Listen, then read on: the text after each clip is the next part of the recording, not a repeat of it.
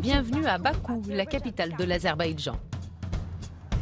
C'est le point de départ de notre nouvelle série Explore Azerbaïdjan. Nous allons nous lancer dans un voyage à travers le pays qui nous mènera dans des endroits d'exception. Nous commençons par deux villes incontournables le long de l'ancienne route de la soie. C'est parti.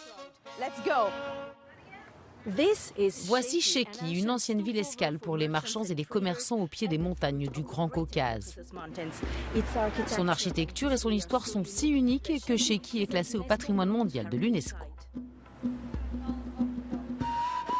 Élevage de vers à soie, commercialisation de cocon et de soie brute étaient les principales activités de Sheki pendant l'âge d'or de la route de la soie. Aujourd'hui, taffetas et commerce sont toujours au cœur de cette ville dynamique. Le terme « route de la soie » évoque souvent les caravansérails, ces auberges traditionnelles qui accueillaient marchands et pèlerins le long des routes et dans les villes. Et nous en découvrons ici deux magnifiques exemples.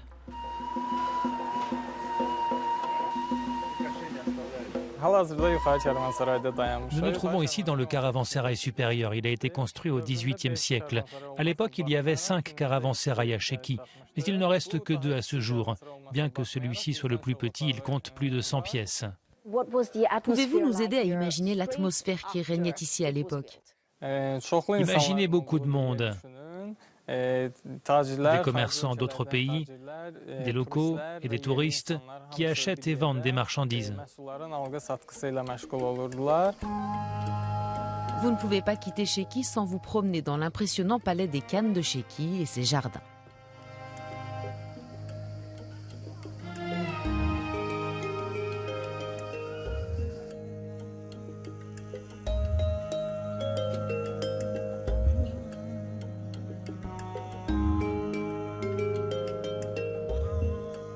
Ce palais a été construit en 1762 par le petit-fils de Çelebi Khan, Mehmed Hüseyin Khan. La construction de cette résidence d'été a duré 10 ans. Le bâtiment lui-même a été érigé en 2 ans. Mais peinture et décoration ont nécessité 8 années supplémentaires. Les fenêtres du palais sont impressionnantes. Le vitrage a été importé d'Italie via la route de la soie, mais la mosaïque a été réalisée grâce à une technique appelée Şebeke. C'est l'une des signatures de l'artisanat de Sheki.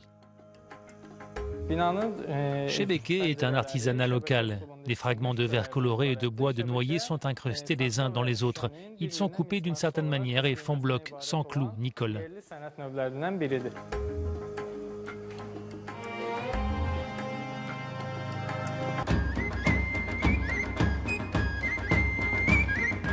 La technique de Şebeke perdure grâce aux maîtres locaux. Pour comprendre à quel point il est difficile de fabriquer une telle mosaïque, j'ai décidé de m'y essayer avec l'aide de Tofik, qui a fait ça toute sa vie. Et apparemment, ma mission est de fabriquer mon propre Şebeke.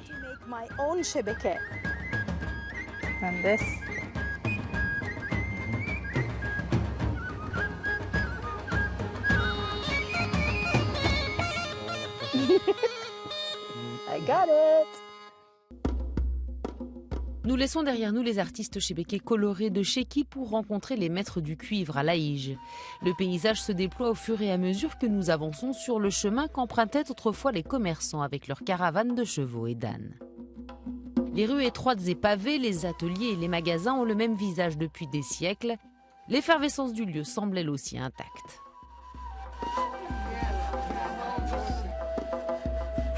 Depuis des siècles, Laïj est connu pour le travail de ses artisans. Ce sont surtout les forgerons spécialisés dans le travail du cuivre qui ont fait la renommée de la ville. Ce savoir-faire se transmet de père en fils depuis des générations, mais certains forgerons ont peur que leur métier disparaisse. Avant, près d'une vingtaine de dinandiers travaillaient ensemble dans cet atelier. Aujourd'hui, je suis tout seul. Mes enfants m'aident parfois. Je veux que la nouvelle génération vienne et que les enfants aient envie d'apprendre ce métier.